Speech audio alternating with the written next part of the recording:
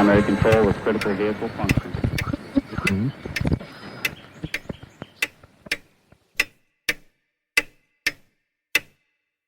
Welcome to Future Thinking episode 129. My name is Alexander Schotten. This is another English episode featuring an outstanding guest, so stay tuned. If you prefer German episodes, please join me for the next one. The title of today's episode is Rules. The term rules encompasses a variety of concepts including algorithms, maxims, principles, models, laws, regulations, and even laws of nature. In essence, rules shape our world and our lives. My guest for this exciting conversation is Professor Lorraine Daston. Lorraine Daston is Director Emerita at the Max Planck Institute for the History of Science in Berlin, a permanent fellow of the Wissenschaftskolleg zu Berlin, and a visiting professor in the Committee on Social Thought at the University of Chicago. After studying at Harvard and Cambridge Universities, she taught at Princeton, Harvard, Brandeis, Chicago, and Göttingen Universities before becoming one of the founding directors of the Max Planck Institute for the History of Science in Berlin, serving from 1995 until her retirement in 2019. She has published extensively on topics in the history of science, including probability, wonders, objectivity, and observation.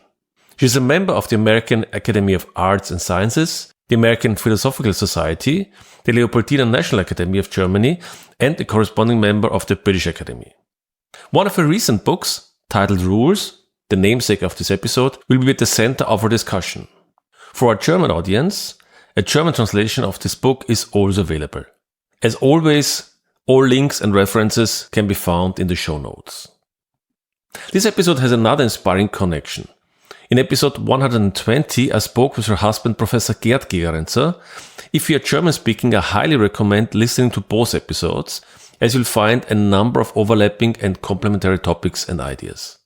A few brief remarks about this episode before we dive into the conversation. This podcast is primarily in German, but includes a growing number of exceptional English episodes.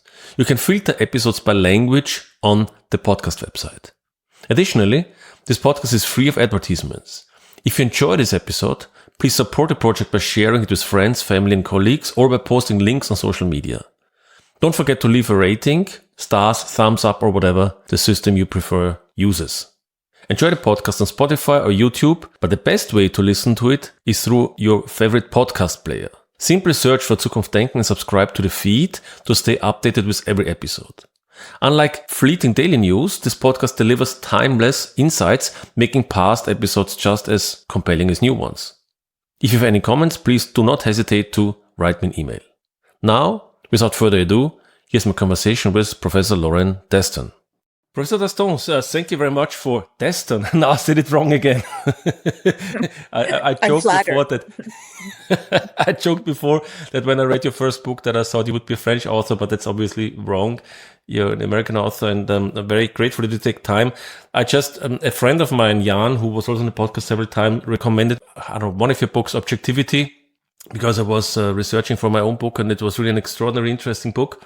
And then I just looked for other books that you've written, and at least one of the other ones is Rules. And I would very much like to talk about rules today, because somehow that fits quite nicely into some other topics that we talked recently, also with your, if I may say so, husband, Gerd Gigerenzer, who I had the privilege to talk with a few months ago. So I think there might be some overlaps here, I suppose. I would be surprised if there weren't. Exactly. I also had sort of when I read the book titled Rules, you know what my first thought was? Rules? You know, I'm computer scientist too, no? And I was thinking rules, okay, if this, then that, so book is written, so how much can you write about rules? But of course, that is, there's a lot of surprisingly interesting things to be said about rules. Could you maybe, start with defining what rules are for you, and maybe we can also go into the direction, then there's a lot of, I would say, similar terms, maybe like rules and algorithms and models and laws and regulations. Could we maybe dive into that a little bit? Yeah, I deliberately cast my nets very wide in the book. That is, I did not restrict myself to any single dictionary definition of the rule, but rather looked at the cluster of terms that we associate with rules or consider to be subspecies of the genus rules. So regulations, laws, maxims, principles, rules of thumb, all of these are, to some extent, variations on the theme of rules. One way of thinking about rules is to think about them along the axis of specificity versus generality. So you might think about, in terms of specificity, very local, very particular rules. For example, who can park on which side of the street at which time on which day?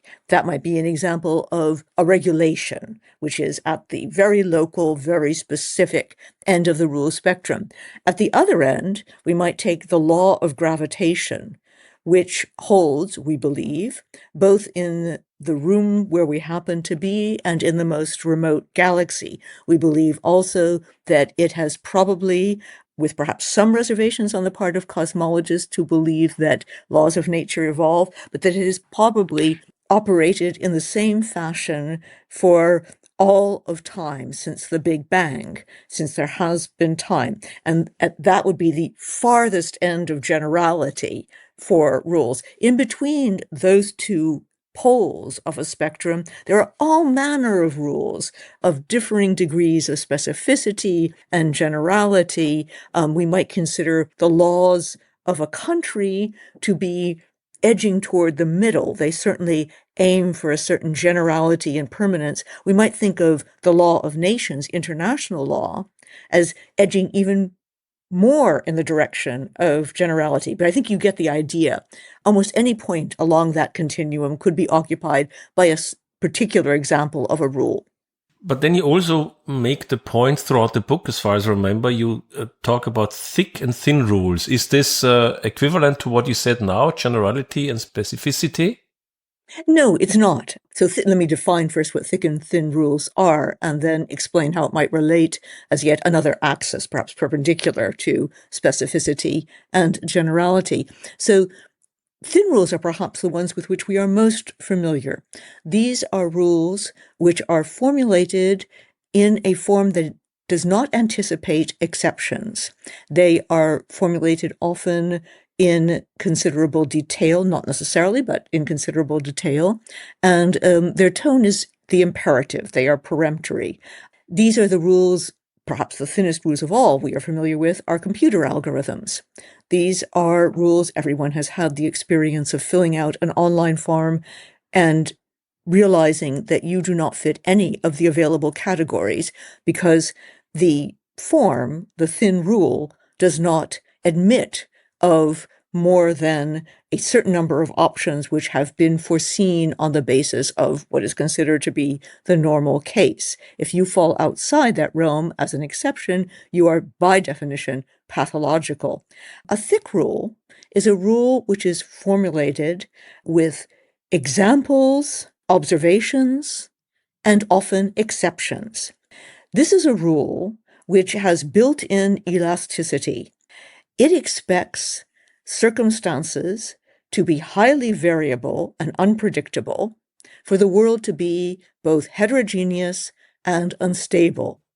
The thin rule presumes that you will not ever need to exercise judgment in order to apply the rule to a particular case. That's why the computer algorithm has been enlisted, because it does not have judgment.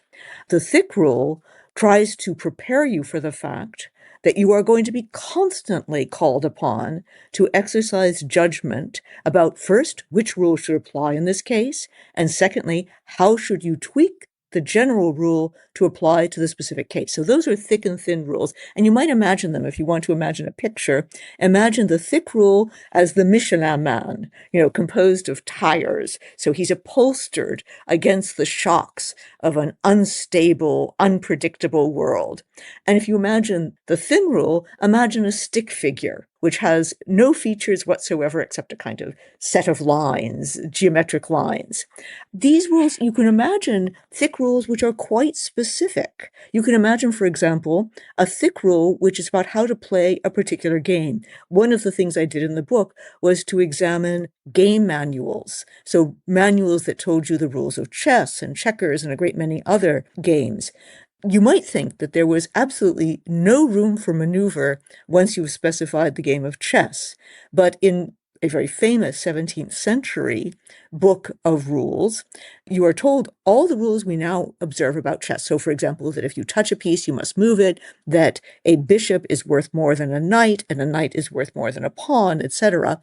But you are also told that you must very carefully observe the psychology of your adversary.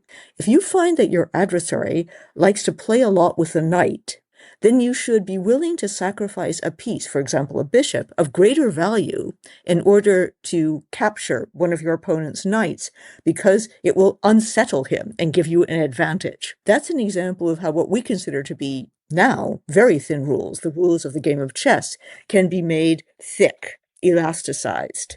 And they can be very specific, as you just saw in that example. But they could also be very general. They could be principles of the form honesty is the best policy. That is a rule which demands judgment every time you apply it.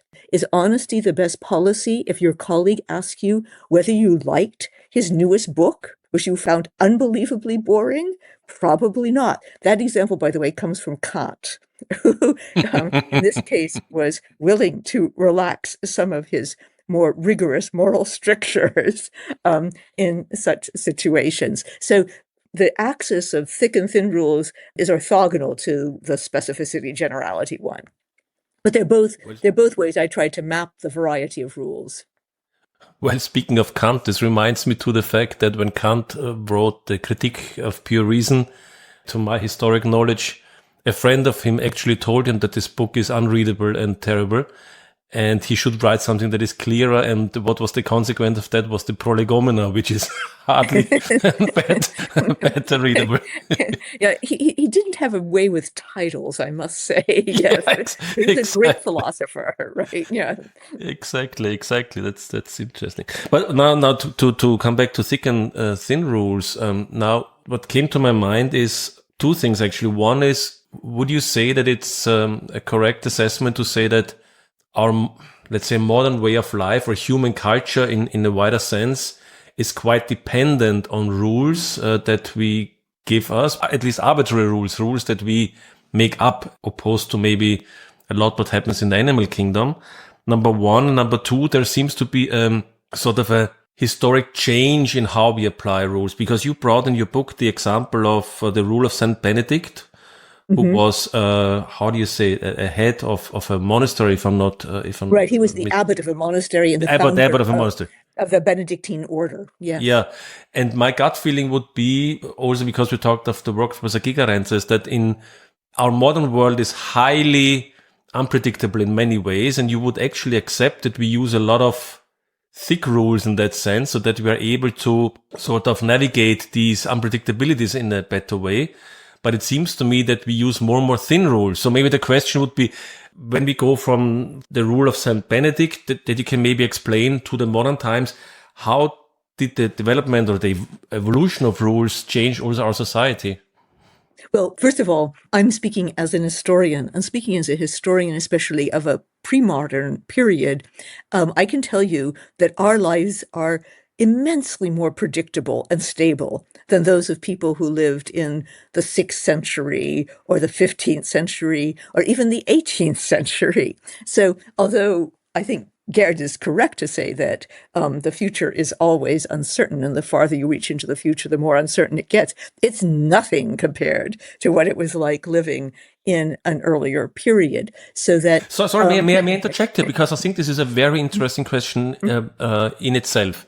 Can I ask you if my theory would be right? I would say that the predictability of the life of the pre-modern life was much higher in the mid and long term and much lower in the short term, whereas our contemporary life is much more predictable in the short term and much less predictable in the long term.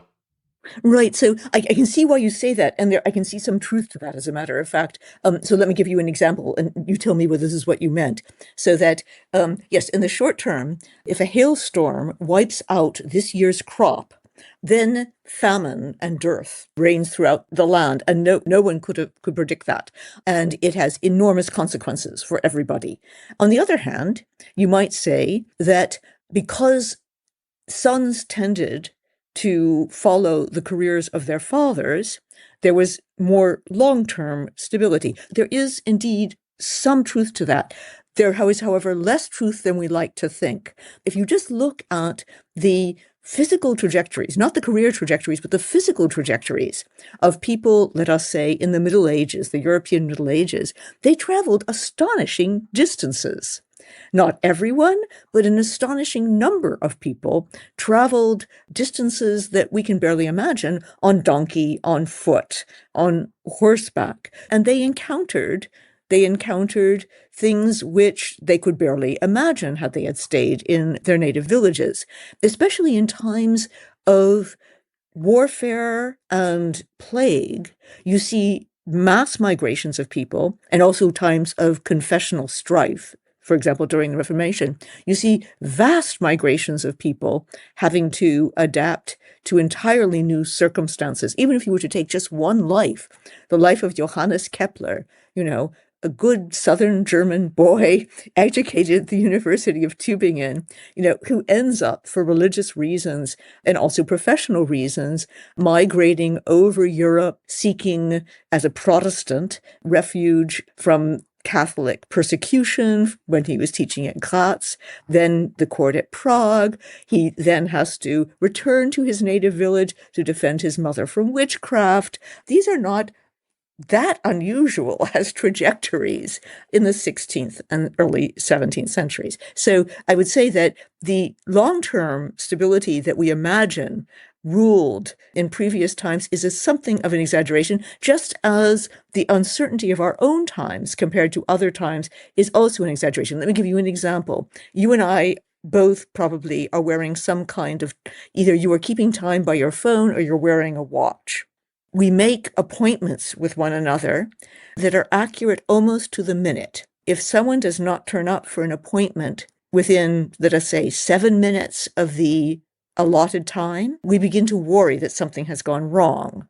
The sense of what it was like to be late in an earlier period, and in some parts of the world today, might be as long as 2 hours. This gives you some sense of the margin of uncertainty in life in different places at different times. And you can also see what happens when an element of real uncertainty is introduced into modern life. For example, during the pandemic, you will remember that the first thing that people began to tear up were their calendars, because although we had been used to planning not just 1 week, 3 months, 6 months, often a year in advance, that no longer seemed to make sense in a world in which we did not know from one day to the next how we would be living. I find this very interesting in itself, because the question, what can we predict, what is predictable, because the thought came to me, I just looked it up now, because there was some years ago a conversation with the philosopher Peter Sloterdijk, and I have to translate it in English roughly because he said it in German, but what he said roughly was, since the antiquity, it was pretty much irrelevant when you were born, because there was practically always the same theater playing, in the sense like the technology didn't change so much, and the culture of how people lived. This was what I meant with the longer time frame. But Right, in about 200 years, this is not true anymore, because we have so... Right, no, but I do wish philosophers would read some history on this completely inaccurate description of earlier periods. Interesting. But nonetheless, let's come back to the rules, because you made the example of the rule of St. Benedict, which I think explains the requirement to be able to adapt to change, right? That was or to unpredictable situations. Yes. Yeah, the rule of St. Benedict is really interesting. It's formulated in the early centuries of the Christian era, 5th and 6th century, and it's still the case that it is the ordering principle for the life of Benedict monasteries all over the world, whether they are in France or in Italy or in Arizona or in the Philippines. All of the monks are in principle following the same order of the day. The 73 chapters or precepts of the rule of St. Benedict order every aspect of the monk's life, what they can wear, when they get up in the morning, when they go to sleep, what they eat. And the Rule of St. Benedict refers to the entire set of the 73 chapters. And each of the chapters tells you, for example, that the monks have 3 meals a day, and the main meal of the day is at midday, and they are allowed basically a pound of bread and a hemina, which is about a quarter of a liter of wine, and nothing more, and 2 cooked dishes, and nothing more, nothing less. And this is very typical of the Rule of St. Benedict. And the very next sentence, an exception is made.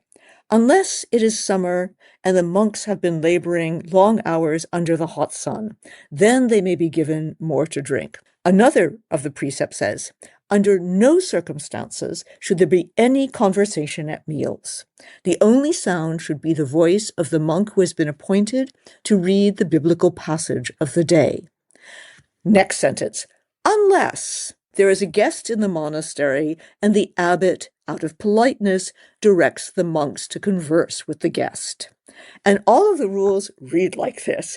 They state in no uncertain terms exactly what is to happen. And then in the next sentence, there is an unless, and the abbot is allowed to make an exception under certain circumstances as he sees fit. And it becomes clear that the Rule of St. Benedict is the abbot. The abbot is the model of what it means to lead a saintly life in this terrestrial world. He is the model of Jesus Christ in the monastery. And therefore, the rule is not so much the stipulations of those 73 chapters, but the model of conduct set by the abbot himself. And therefore, there's no inconsistency in the abbot making what seem to us like constant exceptions to his rules, because the rule itself is not the articulation of those precepts of when you should go to bed and when you should get up in the morning, but rather the model of the abbot. I find this very interesting because for me, at least 3 further conclusions or threads derived from these ideas. The one would be, and actually you wrote it in your book as a quotation, you wrote, no rules could be given to oversee when and how rules could be legitimately broken without an infinite regress of rules, meta rules, and so on. So I think the point behind this is more like also a philosophical one. I think you also referred to Wittgenstein, that we actually have a very fundamental problem if we want to define a very clear structure of rules, because we sort of come into an infinite regress. Where should we stop, right? This would be the first question. Right. It is a Wittgensteinian point. This is Wittgenstein's example, although it's an example he borrows from older sources, in which a teacher is trying to teach a student about mathematical series. And the teacher gives the student a series 0, 2, 4, 6, 8, 10, 12, all the way up to 1,000. And then the teacher asks the student, what comes next? And the student says, not 1,002, but 1,004. And Wittgenstein pauses here and says, the teacher thinks that the student has simply misunderstood or made a mistake. But in fact, you can imagine mathematical series, which proceed by adding increments of 2 up to 1,000, but then at 1,000 start adding increments of 4. This is a well-defined mathematical function. And he uses this example to show that even what seems to us the most straightforward rule, the one which is almost completely bare of any need for interpretation, does require interpretation. And that is the reason why Wittgenstein says we can't simply solve the problem of rule following by adding meta rules of interpretation. This is a procedure which will go on to infinity. And also, if I would interpret this correctly, it would also be a mute point to try to create, let's say, neutral laws in a nation, in the sense we do not want an individual to have power over others, so we just define neutral rules. But in the end, there is always some exception that someone has to manage individually, right? So you cannot get away from that, no? Yes, and I think that's why people are so very frustrated with bureaucracies, because the bureaucracies, usually because they wish to avoid the appearance of any unfairness, because the bureaucrats themselves are not legislators, they are bureaucrats, they are not elected officials, they have no legitimacy to make rules, they can only enforce them, so that they strive to enforce them as mechanically as possible and as rigidly as possible. So even when any reasonable human being can see that it's ridiculous to apply the letter of the rule, that wants to apply the spirit of the rule to a particular case, the bureaucrat will often refuse to bend the rule. One very amusing example of this is what's in German called the Streik nach Vorschrift. Especially public officials who are forbidden to strike, like customs officials, decide to follow every single rule in the book, which results in enormously long lines because it takes forever to apply all the rules in the book to every case. And this is the case in almost every situation with rules. If at airports, customs officials applied every check in the book to if they examined all of our suitcases and all of their contents, people would stop flying immediately. It would be unbearable. This is a graphic example of what happens when people don't use discretion and don't use judgment, but it's always done in a way to deny its own existence, to deny the fact that the rules always have to be adjusted to the particular cases. That's really fascinating. So the actual attempt to not give bureaucrats power over you actually gives them the power in a hidden way, sort of in a hidden way, and indeed, in a very annoying way on top of that. Right, exactly. I mean, and this is a general phenomenon of what you might call rule overload, so that if you have too many rules and they are too suffocating and they're too constricting, I think that, I don't know what your experience has been, but my experience at the moment has been of what are called in German Brandschutzregelungen. So these are fire protection rules, which are, everybody agrees it's sensible to have fire protection. They become such an encumbrance that it's almost impossible to do anything. And what happens in that situation is that people stop obeying rules altogether, so that you have a situation of chaos, basically, because to obey all the rules would mean gridlock. Nothing would ever get done. And people do not feel that they have the power or the discretion to decide which rules are reasonable and which not. So they simply ignore all the rules. That's really super interesting. And maybe come back to that later again. A second aspect to what you said previously was the question to me, how do you actually tell another person how the rules work? Because there are generally two ways to do it. The one would be to give the person like a handbook, let's say the example of chastity brought, give them a handbook that explains in sort of a legalistic term, if this, then that, and so something like that.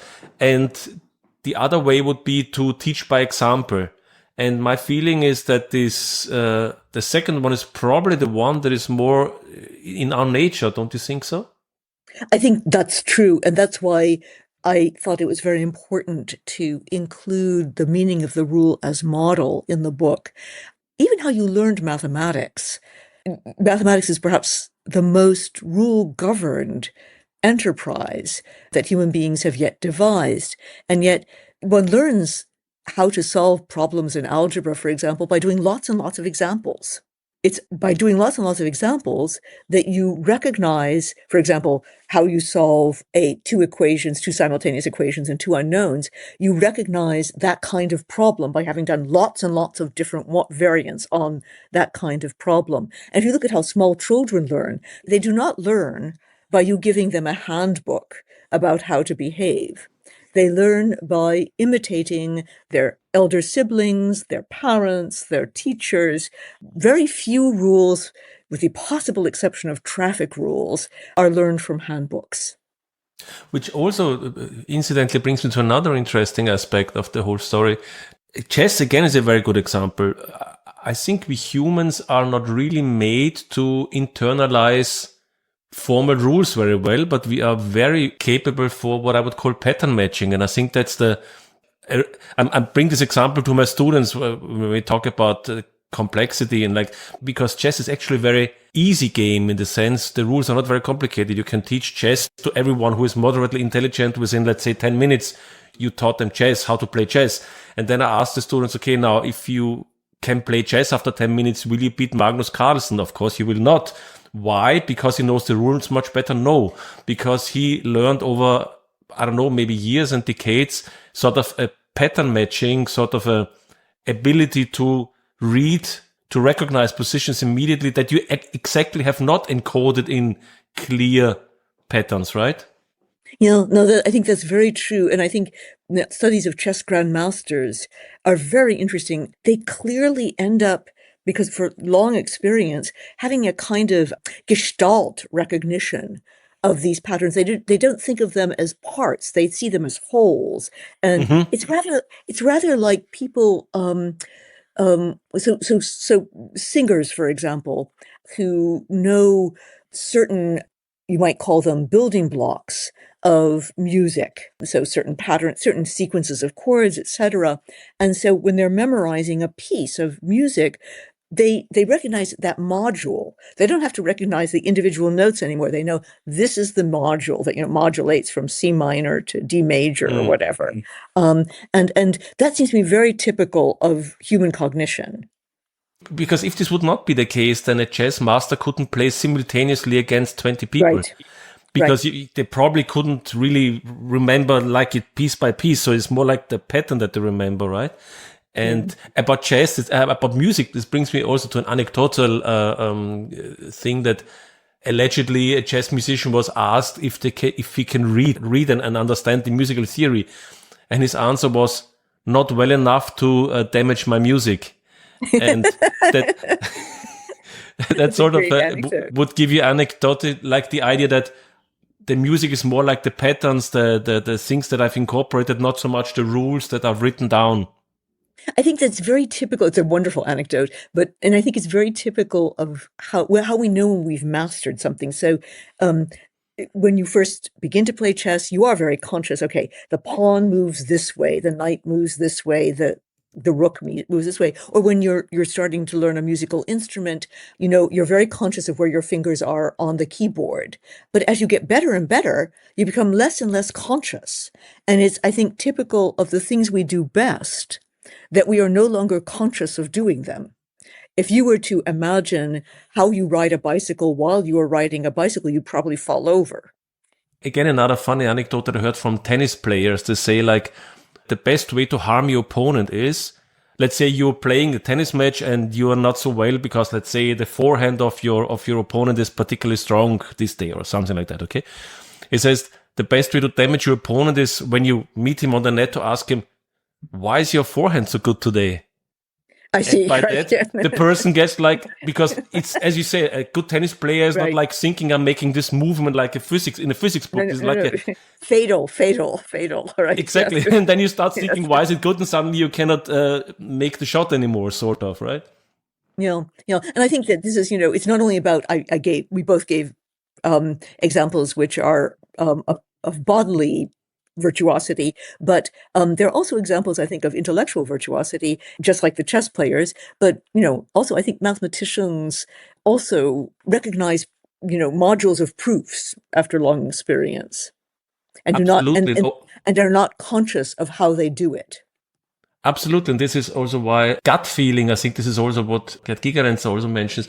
Gut feeling is, I know it from people who are let's say 10, 20, 30 years in a particular profession. They can be programmers, or they can be plumbers, if you will, or they can be electricians. Right, yeah. They often have an intuitive recognition of what the problem is, or what could become a problem, what someone who is maybe well trained but still doesn't have the experience does not. Yes. I think it's an absolutely general observation. I have, to give the philosophers their due, I have friends who are philosophers who, when they are listening to a colleague give a lecture, begin to feel uneasy. They feel that there's something wrong with the argument long before they can articulate what is wrong with the argument. They have developed an intuitive feeling for a false logical inference. And now the third aspect from what you said previously that came to my mind is, of course, rules also, I think, have the aspect of power, right? Because someone is able to define the rules, the other one is not. The other one has to follow the rules. So rules always have also, I would say, some sort of a power structure involved, right? And also someone is making the rules, someone is executing the rules, someone is following the rules. So this is also quite an interesting and important aspect of the whole story, no? Yes, and those who have power usually have to have some title of legitimacy to that power, which is why in democracies we have such a difficult time with bureaucracies, because in democracy we elect our legislators, we legitimate their authority to make the rules for us, to make the laws for us, but we do not elect the bureaucrats. And therefore, the bureaucrats are in the very uncomfortable position of having to enforce rules, which gives them power, but to appear not to exercise that power, to appear as much as they can to be simple mechanical enforcers of the rules. That is a very uncomfortable situation. And I think it accounts for a great deal of the friction in democracies between citizens and their governments. And then there's also another aspect. I think you even mentioned it to a certain extent in the book, if I remember correctly. I read a very interesting book of another historian, Thomas Bauer. I don't know if you know him. Yes, yeah. You know, and this book is about, in German, Ambiguitätstoleranz. So you would call it like the tolerance for ambiguity. I think you would probably, please correct me if my English terms are wrong. Yeah, no, but, perfect. Yeah.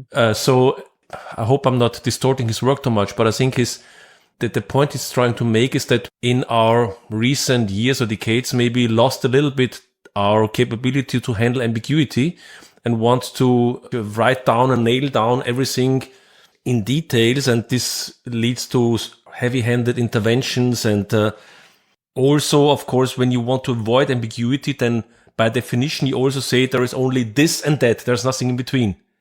Because if there would be something in between, then you would have ambiguity and maybe we cannot handle it anymore.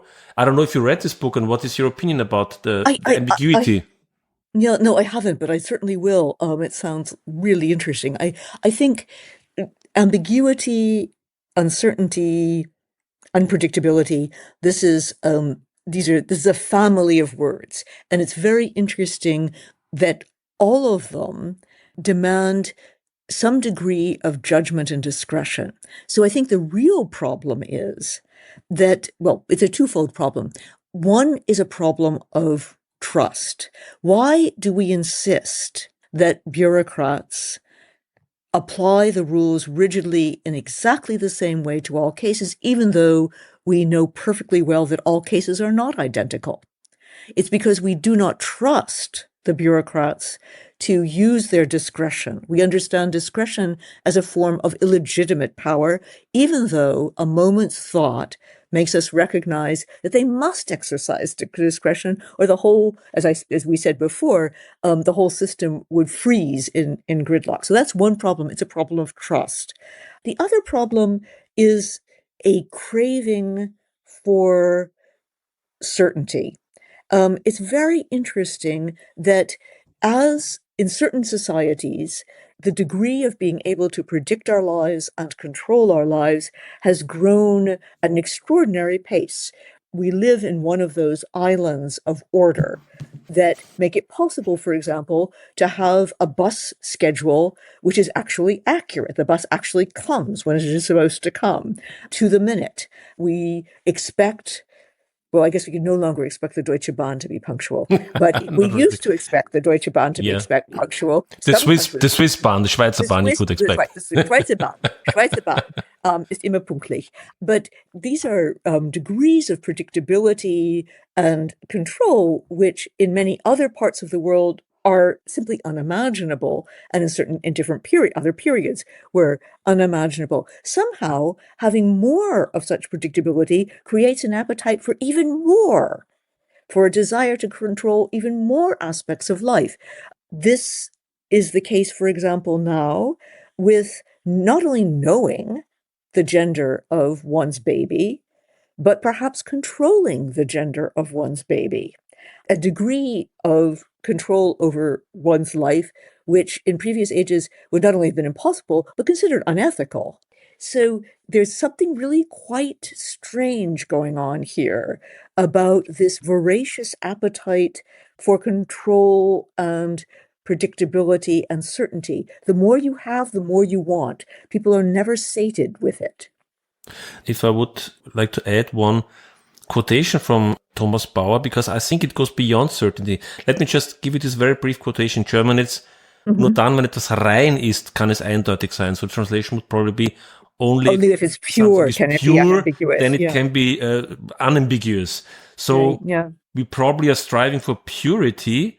And as soon as you strive for purity, I'm afraid you also start, and this is what frightens me actually, people who want purity generally also make a moralistic argument in the sense, I have the purity because I know what it is.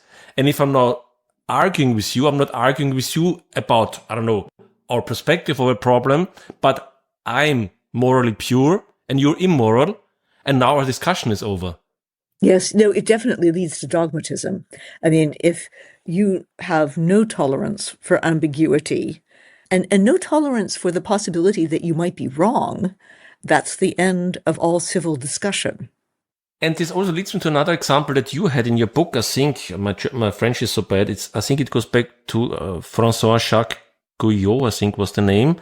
And I think you also brought other examples like the strange situation that if bureaucracies or let's say power structures, I very well know it from company structures. What you see in companies or organizations like universities is, in my opinion, especially when you have rather incompetent people on the top, is that they see a problem. And what is the immediate reaction? We need another rule. We are not contemplating how could we solve the problem in a fundamental way. No, we need another rule. And suddenly you have more and more rules, but this doesn't necessarily lead to a better outcome. And even if the outcome is not working, more rules, right? I think you brought a similar example with this Guyot person from, I think, the 19th century or 18th century, maybe. The 18th century. 18th century. 18th century French policeman, right? Yeah. Right. So Guyot was actually rather high up in the Parisian police force, and he wrote a treatise on policing the city of Paris. And he had fantasies which were actually eventually realized, namely that there would be house numbers on all the houses of Paris, so you could find people, and there would also be, each staircase would be numbered, each door would be numbered, there would be license plates for the carriages, and the police would have enormous files on all of the citizens. And he imagined a huge wheel which would allow the bureaucrats at the Parisian Hôtel de Ville to find the files of every citizen. It's a kind of very oppressive vision of total surveillance and control on the part of the Parisian police. And of course, as I say, a total fantasy. I mean, maybe house numbers have been achieved in Paris, but certainly not this grand wheel of dossiers of every citizen and every citizen's movements. But I think the more general point that you're making is, I think, true to everyone's experience. And I must say, it's been my good fortune in some scholarly institutions where there have been enlightened administrators who have blocked that impulse yet one more rule. So it always happens in every institution that somebody does something which no one could have imagined. And therefore, people are indignant and they say, we must do something about this. We must make a rule. It's very difficult to resist this because the indignation is ardent. But the really enlightened administrator says, no, what we've got to do is to get people to internalize the principle behind the rule. And we also have to model good behavior. And this is so much more effective than adding yet another rule, because it's very much like the Wittgenstein example. You get yourself into an infinite regress. It's also like the tax code. There's no tax code which does not have loopholes. And the more you try to close the loopholes, the more loopholes you create. So it's much better to have a system which has very few rules and that the rules are formulated as general principles. And it's left to the judgment and discretion of the individuals within the institution to try to apply the principles to each individual case. This would mean, of course, being honest about the need for discretion and judgment. I couldn't agree more, but I have the feeling it's like a universal reaction. Like you see, for instance, we had a terrible terror incident at a school in Graz like some weeks ago. Every time you have something like this, what is the reaction of the politicians? We have to do something, and something means we have to make new rules. But hardly ever is the outcome exactly what you said. So, okay, how can we internalize some general principles? How can we do general principles and not make a case by case basis that then makes everything unwieldy and in the end has the opposite effect? And by the way, about Guyot, what I found very interesting is, because I didn't know that, so he envisioned actually a system of total governmental or bureaucratic control over people. Well, the good luck for the 18th century was that they didn't have the technology to do it. But unfortunately, now we have the technology to do it. Because now we can actually monitor everyone and do what Guyot probably intended. Yes, unfortunately, this is true. I mean, it's a frightening possibility, and concerns about privacy are justifiably acute at the moment. Please correct me if I'm wrong, but I think we make rules because we want to achieve a particular type of order. And there was, unfortunately, he died recently, the English philosopher Roger Scruton, and in one of his books, he asked the question, what comes first, rules or order? And maybe let me just give you this brief quotation. He says, we should always remember that legislation does not create a legal order, but presupposes it. So I think he makes the point, I would interpret it like that rules or legislation only really works if you have the order sort of already emanating out of the organization, out of the structure, and then it might work to create rules. But if you make rules to inflict order on people that they do not want, that they don't have internalized, then the rules will fail. How do you see this relation between rules and order? I agree with Scruton that the precondition for the rules is not only an order, but an order which is recognized to be a legitimate order. And conversely, if you have someone making, let us say, an autocratic ruler making rules, it automatically begins to undermine the legislative order. You see this in the United States at the moment with Trump, who is governing by executive order, and Congress, the legislature, has become more and more irrelevant as a result. So the order, the legitimacy of the order is crumbling because he has circumvented its source of legitimacy. And maybe we could also step back a little bit to a more systemic point of view that I also discussed in other of my episodes, for instance, with your husband, about with Johan Norberg, and also stuff I wrote, for instance, from Thomas Sowell. Your husband, for instance, said more and more detailed regulations are often self-defeating. I think this is pretty much what you also mentioned. Yeah. No, I remember Gerd confronted with the Gebrauchshinweise of our car, yes, which is as big as an engineering dissertation. And the chance that he was going to read through all of that and master it was very slight. And maybe I would like to drop two more quotations from previous episodes. One is from Johan Norberg, who said, the more complex a society, the less it can be organized. The more complex society gets, the more simple rules we need. I think this goes also along that line. Would you agree with that? That's a really interesting idea. I mean, historically, I would say, but I don't mean this normatively, I mean it just descriptively, that, for example, as cities grow larger and larger, denser and denser, there's a tendency for rules to proliferate, for there to be more rules, because there's a sense, for example, you can imagine what traffic would be like in a very large city if there were no traffic lights, there were no rules to govern the interactions of the drivers and the pedestrians and the cyclists. So there's an argument to say that as there are more and more interactions because of the density of the settlement, the more rules you need. But I think it would be an extremely interesting experiment. And there are some Dutch cities which are experimenting with this to have a few simple rules. So, for example, they have taken out all the stoplights, all the stop signs. They no longer have bicycle lanes, and people just have to watch out for each other. The initial results of these experiments, although I find them terrifying, have been, in fact, very positive. There have been fewer accidents. I don't know what the long-term results will be. It really depends on the ability of people to internalize the simple rules and to develop very fine skills of judgment. In the short term, you can imagine that people are very attentive because they're very anxious about causing an accident. Whether in the middle and long term they're as attentive is an empirical question. We'll have to wait for the results of this experiment. For me, there is a very systemic question here. When you have a highly complex organization, society, whatever you want, you have a problem that Hayek described 70 years ago, or also Thomas Sowell, I don't know if you know him, he's an American economist. Yes. Mm-hmm. And he made, I think, a very good point. That quotation would be, it's much easier to concentrate power than knowledge. And I think this is if you will, an opinion that goes very much back to Hayek, in the sense when you have various expertise in a society, expertise in society is very distributed, especially in a complex society, because on the top, it's very hard to know all the details that are required to run the society, because the knowledge how to run the society is very distributed, in fact. And if you think you can create a top-down structure, you will sort of, from a systemic point of view, rather by definition fail.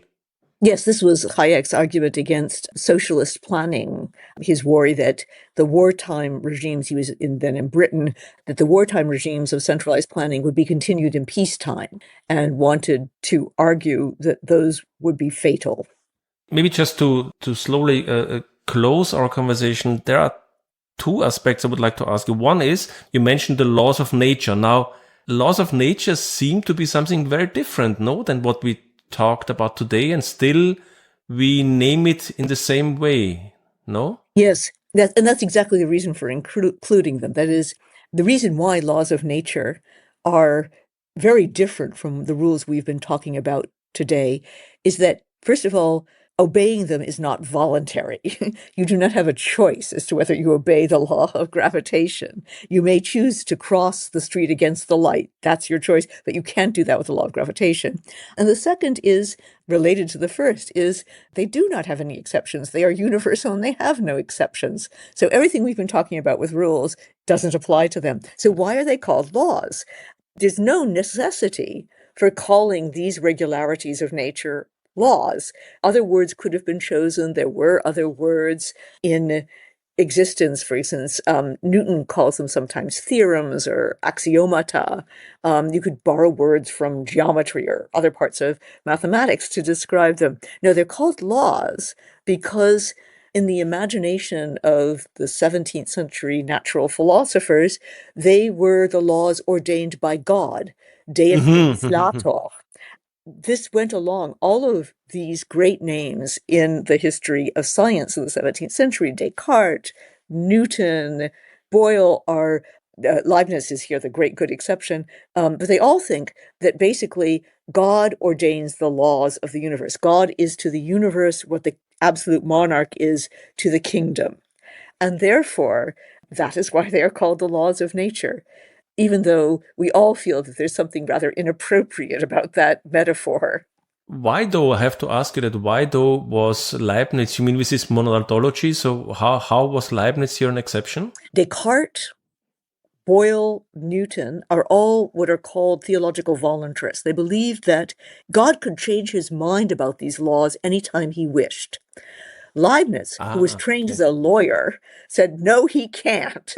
Once he has ordained these laws, they are the best of all possible laws. And therefore, it is part of his divine nature to be consistent and to conserve these laws. That's why also Leibniz was in physics, was very interested in conservation laws, as opposed to laws of force in the Newtonian formulation, because he saw these as the template for divine laws, which are conservation laws. So Leibniz said, no, he can't change his mind, and he won't change his mind.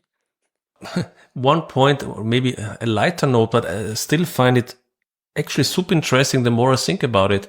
We mentioned it partly right in the conversation, but I think it justifies to come back to it.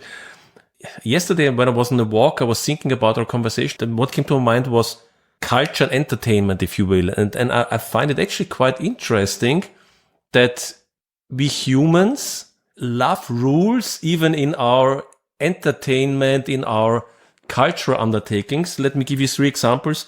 Games, music, sport. There is no game without rules. You cannot have 10 people on the field and say, now play. Yeah, but what? What are we playing? So there's always football, tennis, all of them has very clear and very distinct rules. Or sport, so games, the same thing, board games, chess, whatever, but also music. I mean, think of, I'm not a music theorist, but like think of how's it called, our musical structure. You could make, let's say a fretless guitar could make any frequency that you would want to, but nonetheless, we have distinct, how do you call it, harmony, like the tones, right? The tones, exactly. So, but they are not given by nature. There are other Indian and whatnot. There are other harmonies, but still, we make a structure, we make rules, and then suddenly within the rules, the creativity happens. No, is it not somehow surprising or funny? I think it's a really deep observation. It returning to the theme of music, it's very much the idea of theme and variations, the idea that our most interesting and satisfying and pleasing creations are creations within a certain structure. One example would be jazz improvisation. So jazz is not without rules. There are themes that you can recognize. We have enormous pleasure in the transformation of those themes in ways which are unpredictable. Or comedy. Comedy depends on a violation of rules that we all know, a betrayal. You have cultural ideas, and then you make a transgression of the idea, and this is then the comedy. That's right, no? Exactly, right, yes. So you've got to, this is why comedy is so culturally specific, because if you don't know the cultural rules, then you will not find it funny. and of course, sport, the rules are the precondition for being a virtuoso, for showing your prowess on the pitch, on the football pitch. So yes, no, I think that's a really deep observation. And it says something about human nature, which is that much as we complain about rules, much as we feel stifled by rules, we nonetheless crave them. We couldn't live without them. And one way of thinking about a definition of culture is that culture and rules are the same things. There is this odd quotation about creativity. I cannot entirely replicate it, but it goes somewhere along the line. At the time of the Borgias, like when there was strict rules and dictatorial regimes, the consequence was the Renaissance and all of the following. And in 700 years of Swiss democracy, what they invented was the cuckoo clock. I mean, it's a bit of a. I think that might have been Karl Kraus. It sounds like Karl. Yeah, maybe something like that. I mean, it's not entirely serious, but there seems to be something that. I wish to point out that Albert Einstein was a patent clerk in Bern when he came up with this theory of special relativity. That is not a cuckoo clock. Yeah. True. On the side of the Swiss, okay. True. No, I mean, this was not to be taken entirely seriously, but I think that the serious kernel here is that it seems to be that sometimes rules trigger creativity. Oh yeah, and I think it'd be very hard so another way of thinking about rules, and this is more rules as models, is to think of genres, for example. So we have the genre of the novel, we have the genre of the sonnet, we have the genre of the epic, we have the genre of the landscape painting, we have the genre of painting period or historical painting. It's within those structures, there's very loose rules, models, that both emulation and invention take place. Something which is entirely without precedent and without any kind of reference to a previously existing genre often just appears chaotic to us. We can't even recognize it as a form of art. Maybe as a conclusion, if you take let's say a peek into the future, I mean, do you have the feeling that, because at the moment it at least feels to me that we suffocate ourselves by red tape and by over-regulating everything, do you have the feeling that we get this under control again? Or maybe even on a more principled question, when you read, for instance, what John Stuart Mill wrote about liberty in the 1850s, and which I think was one of the foundations of our modern societies. And you could ask the question if individual freedom is even possible, if whenever I make a step, I'm crossing a legal boundary, which I'm not even aware of because there are so many. Does it not stifle our development and our individual freedom? Are you optimistic, or what should we do? I don't know, something in that direction. I think that there are grounds for hope. I think the observation that too many rules are self-defeating will eventually force changes. And I think the changes probably have to come in a shift from what is now called accountability back to responsibility. So accountability was a concept that came in the 1990s, initially with business firms. It was called the new management. And the idea was that we shouldn't let people evaluate themselves because they will not be impartial.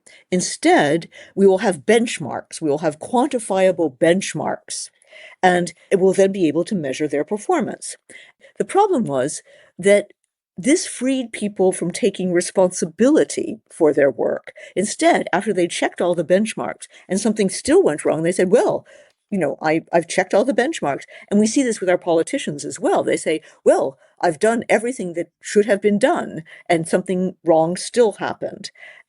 We previously had a regime of responsibility. I do not think it is hopeless to return to a regime of responsibility. So I do think there are grounds for hope. I think this is a very, very good ending of a conversation, from accountability to responsibility. I think that's probably exactly what we should aim for. I hope so.